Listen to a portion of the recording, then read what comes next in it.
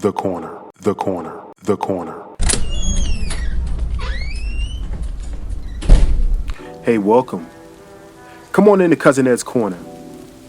This podcast is where you will find real, authentic conversation, organic conversation, like you're at home with your cousin.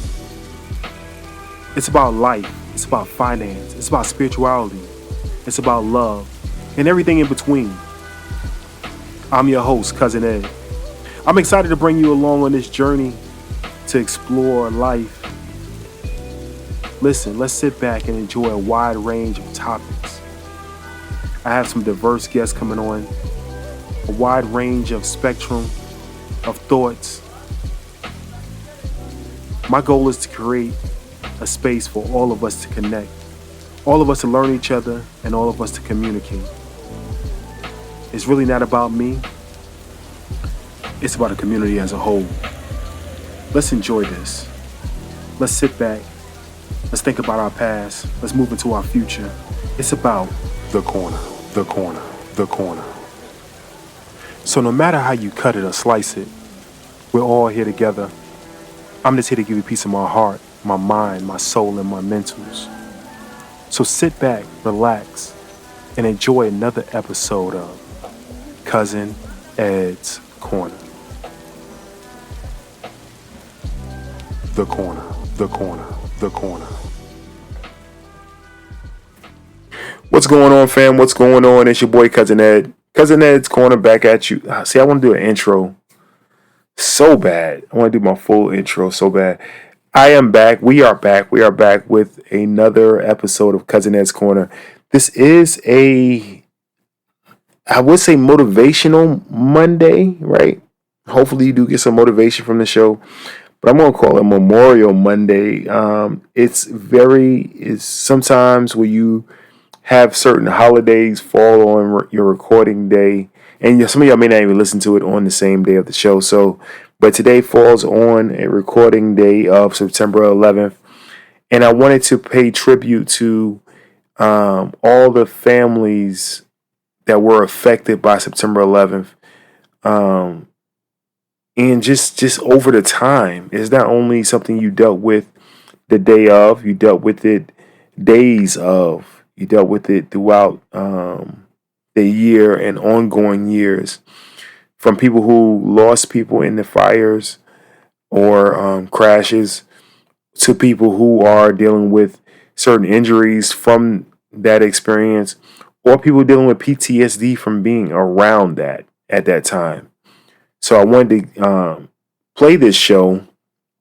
As you hear, I said play. It will be a classic repeat from Cousin Ed's Corner.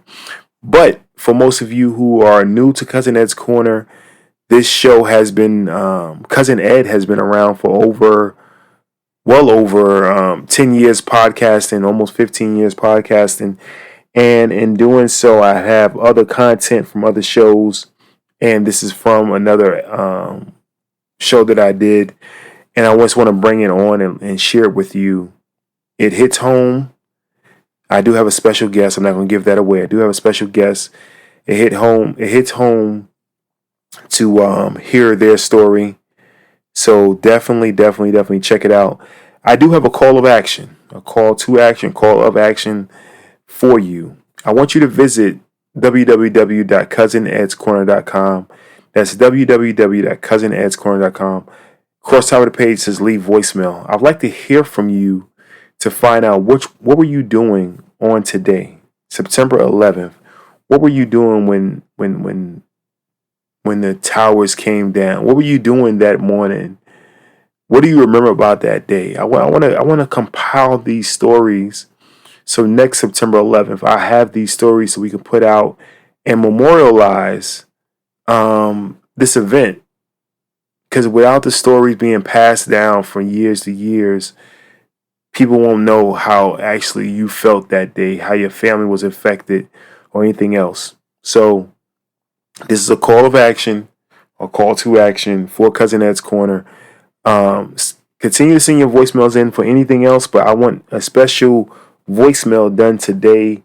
Whenever you hear this show, it doesn't matter if you hear it Christmas time, still sending your voicemail for this. I want to know, where were you September 11th when the towers came down? So send those voicemails in. If you have a text message you want to send, 762-333-2032. That's 762-333-2032. You can send a text message in also to the show, letting us know where were you at this time. You'll hear my story. You'll hear it coming up. But want to find out from everyone else. Also, last but not least, share this show. Ask others to send in their commentary. Let's continue to be a community as a whole. Let's remember we all are in this together. As I do say is my mantra, we're all in this together. I will be putting out some special announcements around this. I do have something that I'm putting together. So maybe on Wednesday I'll get that announcement out. But for now, I'm going to leave you with this show. Definitely check it out. Let me know what you think. Send in your comments, send in your text messages. I love each and every one of you. Without further ado, here's another episode of Cousin Ed's Corner. What's going on, fam? What's going on, fam? It's your boy Cousin Ed. Cousin Ed's Corner back at you again. No matter how you cut or slice it, we all here together. I'm just here to give you a piece of my heart, my mind, my soul, and my mentals. As I always say, that's a mouthful. Late show for Monday motivation, but wanted to come at y'all today and just talk to y'all about some things from this past weekend. It was 9/11 20-year anniversary, and I can't even say anniversary for something like that. So just memorial. So 20 years since 9/11, and wanted to talk to y'all about just the memory behind 9/11. I have a guest with me. Before I bring my guest on, you can see I'm kind of trying to work through this, but before I bring my guest on, let me go ahead and big up my big brother, Mr. Moody. Without him, I wouldn't be podcasting now. So big up Mr. Moody, Mr. Moody's Neighborhood, Indian Radio, Jeff is Moody, Beat Break Radio, all of the call letters I can put out there. Mr. Moody is definitely a professional in this industry. And like I said, without him, I wouldn't be doing it. So that's my big brother. Also, big up my trade club, Global FX Trade Club. I'm rocking with them right now so hard. So wherever you hear this show at, if you want to learn how to trade, you want to be with some people of integrity, please definitely hit me up. And as I always say, do not call, but text me. You can text me at 762-333-2032. That's 762-333-2032. But as you know, I don't want to stay long. I want to get this out quick and, give you back your day, give you back your time. And thank you for your listening. So, my mother's here. The queen is here. So for those of you who call me Cousin Ed, she calls me son. This is my queen. This is who I cherish the most. My first love before loving any other person. Who gave me love before I even knew who I was. My mother's on the show today. First time having her on a show. So I want to welcome my mother to the show. Mom, welcome to the show. Thank you. All right. So she's kind of shy. She's sitting back. I asked her to sit up some so y'all can hear her clearly. But I want to talk to her about 9/11, and I might start doing a series. And like I said before, whenever I do a show or whenever we do a show, I know for myself and Mr. Moody, more of this is like therapy for us. It's things that's on our mind. We have a chance to get them out onto a digital platform, but also to share it with y'all. So thank you for allowing us to come into your cars, your phones, and your households, and your Alexas, whatever you're playing this on. Thank you for allowing us to come in there. But it's our therapy. So I was looking at all the memorials for 9/11 and just remembering that time, and I posted in a couple rooms that I'm in, a couple groups that I'm in, about my memory of 9/11. And it was kind of difficult for me every year is kind of difficult, but this year was a little more difficult, just thinking back on 9/11 and remembering. It was 2 days before my grandmother died. 2 days after my grandmother died. And for me, I went to go see her. Then I'm in Georgia. She was in South Carolina. I drove 2.5 hours. She was in the hospital. And as I walked in, my grandmother passed away. She was taking her last breath. My family came down the next day. My father and my aunts. Some of my aunts already stayed in South Carolina. And we was all in the house that morning getting stuff ready for just to move throughout the day and get our stuff together to go up to the hospital, go to the funeral home, and there's different things you have to do in that time in your life when you have to bury a loved one. But we're sitting at home, and my aunt was in the kitchen cooking, and we're at my grandmother's house. So it's the main house for the family. We're at my grandmother's house, and we're watching Good Morning America. We're from New York, so big up New York, but Good Morning America is our staple. It's taped in New York, so that's what we watch. And we're all, as a family, watching it because that's what we do. And the first plane goes into the building. Oh boy, what just happened? What the heck just happened?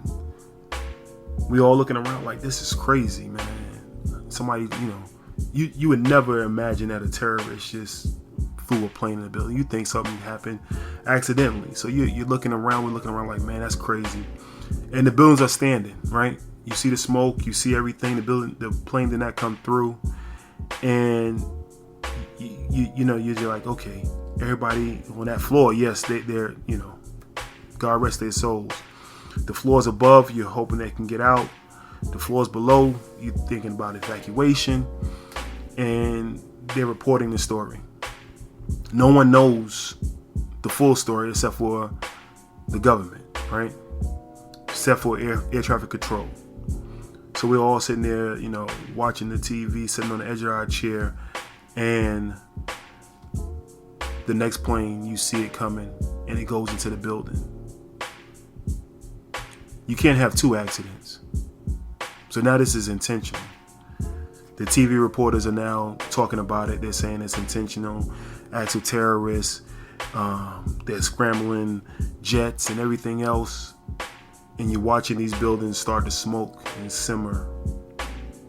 Now this is what most of America is watching at the same time, right? I'll say 99% of America probably watching the same thing at the same time. Kids in schools, they turn on TVs. Family members other family members are also watching Good Morning America, watching every news channel now showing this. The president is sitting inside of a classroom looking like I'm not even going to say what he looks like, but I'll say clown. But there are a number of people that were directly affected by it. So I'm going to tell my account how I was directly affected by it. And that's why I have on the show today. At that time, to get out of New York, for my mother to get off work, she had to go to the World Trade to go to LaGuardia to get the plane. Right? So she just got off work that morning. She worked for the post office, got off work, was going to fly down to South Carolina for her mother-in-law. So I'm giving y'all some back history now. Like I said, I won't try to keep you long, but I think in documenting these things of just life, and I'm gonna start trying to do this a little more, documenting things in life. But in documenting this stuff, we can always go back to it, and your kids and your grandkids and everybody can actually hear these things one day. So at this time, my family's sitting around, and most of my family is down south of me, most of my father's side. And this is my father's mother, but my mother was my grandmother's girlfriend. That was her girl. Even though they were separated, divorced, that was her girl. So she was coming down to pay her respect to a lady that she loved. And for me, I'm trying to reach her because I know where she's going. Think about how difficult that is. Now, and you don't want to minimize other people's tragedy and other people's story, but you want to also acknowledge your own. But let me stop where I'm at and let me identify other people's story, right? My story is nowhere near somebody who had somebody on a plane at that time. My story is nowhere near somebody who had somebody working in the World Trade at that time. So I can sit here and tell you my story, and you may say, oh, that's so sad. I got to acknowledge what other people went through. So even though my story may touch, it may feel something to me, but I got to think about how lucky I am and how fortunate I am. I had majority of my family already in South Carolina. My one aunt who worked in Jersey at the time, she would go from Brooklyn to down Wall Street, for those who know the area, and go from Wall Street across the ferry. So she was already in South Carolina, luckily. And like I said, the rest of my family mostly was already in South Carolina due to the death of my grandmother. So I want to acknowledge, before going further, that what I went through is nowhere near what some of the other people went through. So getting back to my story, and like I said, I don't want to stay long, but I got to tell this story. So I'm frantically thinking now, my mother's coming today on a plane. Okay, it's too early. She didn't make she wasn't at the airport yet. She wouldn't be on that plane. So I know she wasn't on the plane, but I can't reach her. And I know she had to go that direction. Every phone line in New York at the time was beeping busy. No matter who you call, it was beeping busy. And I can't reach her. So I can only imagine where she was, what she was doing. If she even made it to World Trade at that time to transfer over to go to the airport, I don't know. And not only I'm dealing with my grandmother passing, I'm dealing with a house full of people who are from New York, who live and breathe New York. The World Trade is something we visit, something we see, something that's a staple of our city. And you just seeing it smoldering right now. This is before it even fell. Don't forget it, for those who are old enough and those who have seen the footage, it stayed there for a while. It was swaying and you saw it. And before the other plane even hit in Virginia, I mean, this building, they showing this building is smoldering. And to see the building collapse, to see the ashes, to see the smoke, to see the sheer chaos, and to only imagine how many souls just perished. To think about the firefighters, think about the policemen, EMTs all running in the building to save people. I can only imagine standing in the staircase saying, keep going, keep going, keep going, get out, get out, get out. Trying to push people down the staircase because that's the job you do. And to risk your life for other lives, other people you don't even know. All to see it go down in seconds. But a lot of those stories are documented. I just wanted to document my story. So I wanted to bring my mother on this show and talk about, it's probably some things we've never talked about. How was it to be in New York at that time? How was it to experience that? Now, I will give some precursor to things that I know, and I'll ask these questions, but my mother's sitting next to me, so I know she's safe. I know she's okay. But there's a bunch of families, thousands of families that are not okay. So on this I can't say anniversary, on this memorial, I want to make sure we remember that. And no matter what's going on in our country, no matter what you may think of some other races, or what they may even think of you, they're all human beings. All human beings. Some things you don't wish upon your enemy. and to die in a tragedy like that, I don't think I wish upon my enemy. Let's say I don't think, I know I wish upon my enemy. So that's the first part of the segment. I promise I won't keep her long. For those who, I mean, nobody can see this, but right now the tears are flowing down both our eyes.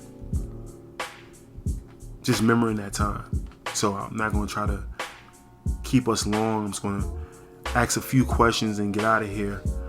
But I wanted to document this. I wanted to be able to give it to my kids, and they give it to their kids, and they give it to their grandkids. Because certain stories we don't have in our families, and we don't have storytellers to tell the stories anymore. So when somebody asks, what were you doing on this date? Or what was grandma doing on this date? Were you in New York on this date? It's documented. It's documented. So this is my documentation. All right, fam. Let me redo this now. Let me redo this. It's your boy Cousin Ed. All right. I got the queen with me. I got my mother with me. Mom, how you doing? Fine, and you? All right. For those who don't know my mother, and some of y'all, a lot of y'all who listen do. It's my mom. It's my queen. They call her Jen. They call her Jen. Okay. I'm gonna say that's my Jim, but they call her Jen. So mom, that morning, going from when you clocked out that morning, can you explain? Can you revisit that morning? Yes. Once I clocked out, I went to the IRT, the number 3 train, and knowing I had to go to Brooklyn first and then back to the World Trade Center. And on the train, a man ran in and he stated a plane just hit the Twin Towers. And I'm like, he's crazy. And then they announced it after he ran in, said a plane hit the towers and the system was going to be shut down. I went one more stop and everybody had to get off. All you can see was nothing but a whole lot of smoke coming your way. People were scared, screaming, crying, and said they can't believe what just happened. And I'm like, oh my God, I was on my way there. Nobody knew that I would have been there because I wanted to come to the funeral. Nobody knew this was going to happen to the world. People were scared. I was scared. And you just see the dust coming at you. But people just kept on walking and saying they couldn't believe it. Some people didn't have on shoes. They just was in a daze. And it took a long time to get home and a long time to get in touch with my son. But I made it. But I feel sorry for the people who's out there who didn't make it. And every time you see it, you get sad, you cry. There's nothing you can do about it. Each year is the same. Because somebody's heart is really broken. But I thank the Lord that a lot of people did make it. But sorry for the people who didn't. And that's my little say-so. But all you could see was smoking people. And I thank God that a lot of them got out. Thank you. Goodbye. No. We're not done. I appreciate you, and I appreciate you coming on and speaking to the audience.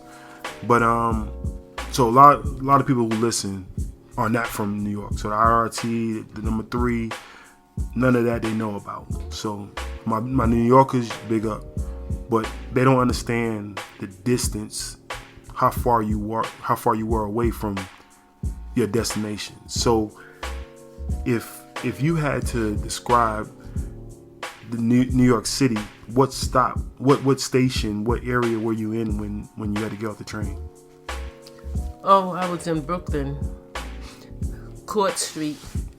But the train, when it first stopped, it stopped at Bowling Green. That's part of the World Trade Center area, a block away from the World Trade. And then it just made that last stop in 2 Street. So you were on the Bowling Green side, on the Manhattan side, World Trade side when the man ran in. Yes. And another backdrop. Now this is organic, guys. When I told you our podcast is organic, and I just had my hair just rose on my neck. Where'd you used to work at, Mom? I used to work 1 World Trade Center, the 33rd floor.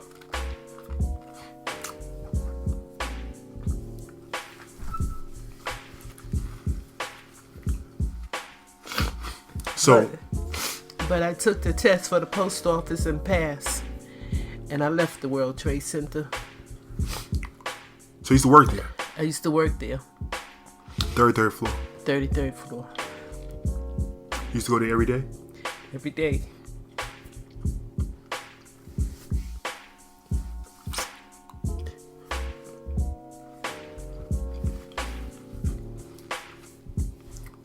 You can't make this stuff up, guys.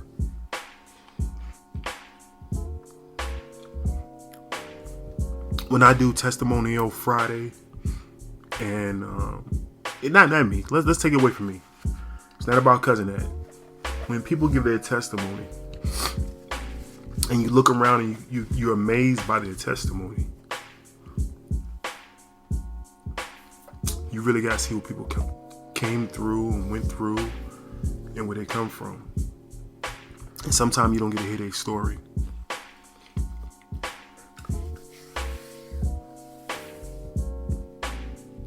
I don't mind being vulnerable. I don't mind sharing myself with my audience. I don't mind sharing myself with my friends. I don't mind sharing myself with my family.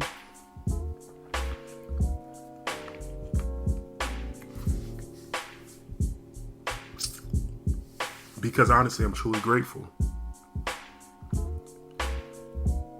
When you look back on your life and you think about how many times, he saved you. He kept you from that wreck. He kept you from an addiction. He kept you from the hands of harm.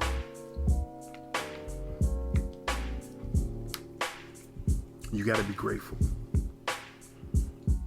And you shouldn't have ever be ashamed to tell your story.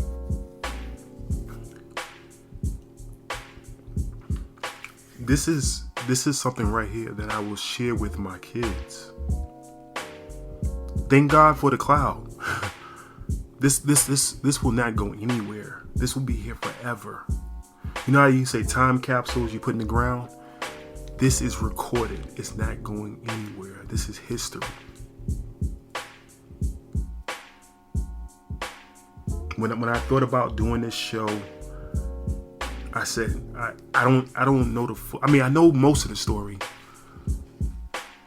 I'm gonna go back to her in a minute. I know most of the story, but when my kids ask me, you know, where was I at and what was going on, I want to have it documented, and I challenge y'all to do it. I please document it. We got cell phones now. You can do this so easy. Share your memories with your family. Because you don't know when that day will come when you're not here. So all my shows I have recorded, I share them for that reason. So let's get back to my mom. I got to sit in here. I know she's going to kill me after this. She didn't expect this. But the closeout, I'm not the closeout. I got a couple more minutes here. Listen. So, Mom, you leave. You used to work there, right? Yes. Did you have any friends that still work there? No, they got transferred out. Okay, good. Thank God. So I didn't know that. So thank God. Okay, so you're at Bowling Green, which is, for people who are New Yorkers, not right under, it's a little bit under World Trade, right? Yes. the train is luckily able to go to another stop and stop everything, because actually no other trains could leave out of Manhattan. Am I correct? Right. So you get off downtown Brooklyn, and you have to walk. So hold on, guys. I'm playing this out in my head. I'm listening to this and playing this out in my head. You see smoke in Brooklyn, Yes. guys. So listen to this. You have two bridges. You have the Brooklyn Bridge. You have the Manhattan Bridge. It's across the waters. You see smoke in Brooklyn. You could see smoke in Brooklyn. It was so heavy. People just they just couldn't believe it. You know, just look up in the sky and it was just foggy up there. Nothing but smoke. So when you get off, you said Court Street? Yes, Court Street. It's one stop from the World Trade area. When you get off in Brooklyn, the bridge is there also. Yes. So were people coming from the bridge or going to the bridge? Were people going to help? Or people? Do you remember any of that? No, all you could see was just people just standing in the street looking up. Mm-hmm. Nobody was going nowhere. You know, Okay. people just couldn't believe what was happening. Okay. So at this point, The courthouse stuff all was closed down already. They shut everything down that's dealing with federal and government. So at this point now, I know for myself, I'm calling because I know she had to go through there, and I know she had to go back that direction to get to the plane, but her plane was later that day. So I'm trying to call, beat everybody I call in Brooklyn, everybody I call, no matter what. The lines are busy. So now you have to decide. What I know in New York we have the jitney cabs or the vans. Was anybody running? I already know the answer, but was anything running to get you home? They was running, but most of that ended up walking all the way home because couldn't get no rides. Everybody was getting in, pushing, and just wanted to get out from downtown. The buses was full to the door. You couldn't get in, and I had a suitcase with me, so that was out. I just ended up walking. With a suitcase from downtown Brooklyn. Yes. Guys, these are stories. I mean, I don't know. These are stories you may hear somewhere. I know you may hear the stories of people who were actually affected in the building, family members. This is a story that I wouldn't hear anyplace else. Of people, somebody else that was affected by it. So you make it to your building. Yes. Took a long time, but I made it. Okay, and what was it like in your neighborhood, your block, walking down your street? What was it like? No, people were just sitting around talking about what had happened, and that was it. And wonder, where were you? And I was saying, like, I was on my way to the World Trade. That's where I was at. The only person you really know was a lady named Heather, was my friend. And she was worried that I didn't call. And she wanted to know where I was at. So when you got there, she was there? Yes. And very upset.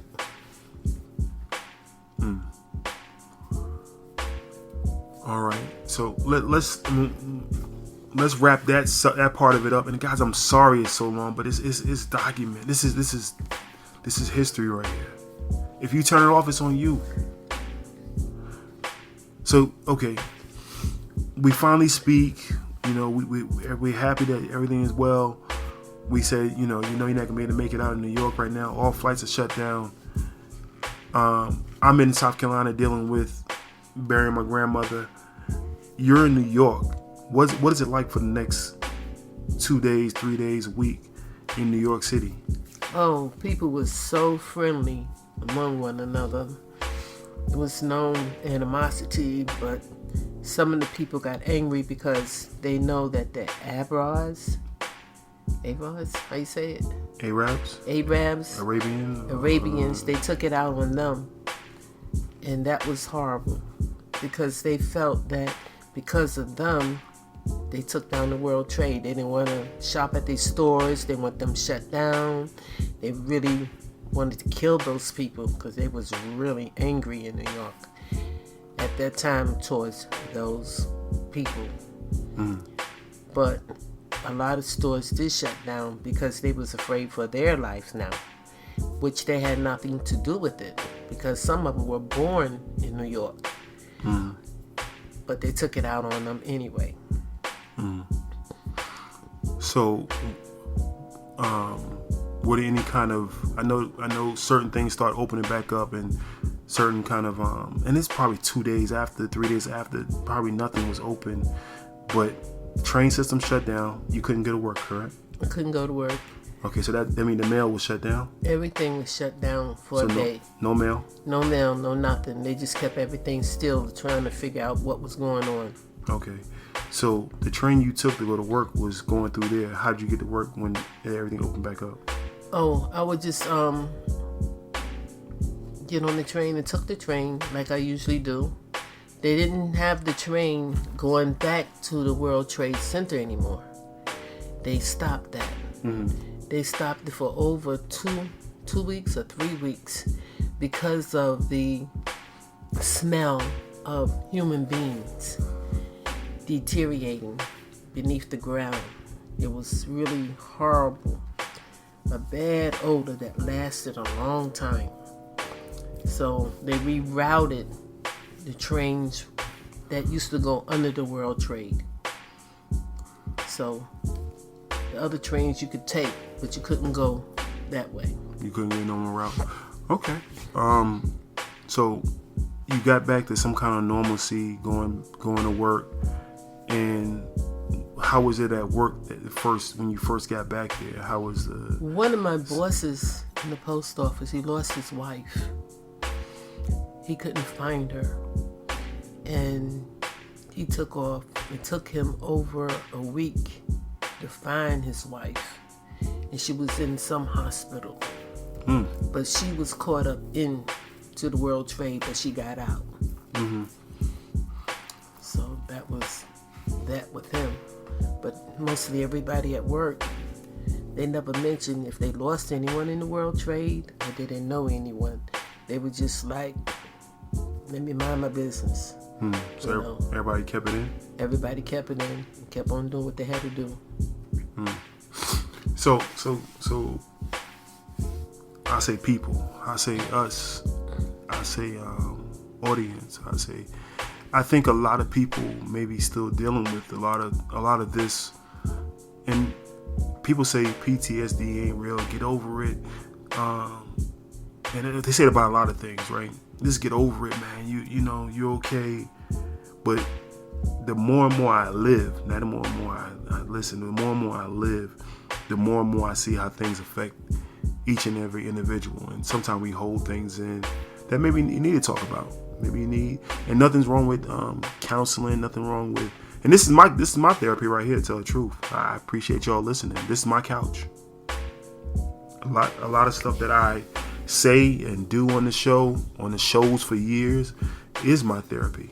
So, but I'm pretty sure, even with what we're talking about right now with my mother, there's so many stories that's like it or even worse. This 1 step worse, 1 inch worse, 1 minute worse,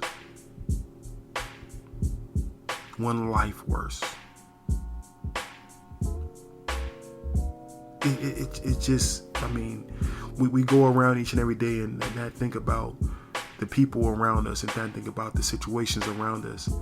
And I think I've shared some different shows and people who have overcome adversity, but we got to remember that we're grateful, we're blessed, highly favored, and all these things are key phrases, but it's true to make it through for the next day. I'm gonna wrap it here. I think that I painted I ain't painted a picture, but I think we had a chance to talk about this in great detail. I think we documented it pretty well. I know your grandkids may have more questions after they hear this, and maybe we do a part 2. But I wanted to talk about this. I wanted to hear it, refresh my memory after 20 years of living it, and just talk about it from somebody who's actually there. I can actually bring my father on. So he just lost his mother at that time, and he worked for Con Edison Electric Company. And once he got back to the city, he had to go work over there at the World Trade, trying to get the power back up. Imagine all the people that had to deal with that. You have dead people. You have people that died, not dead people. You have people that died, bodies that are under you, and you're trying to get power back up. How does that affect you? People from his job, and including him right now, still have cases with OSHA, dealing with health issues.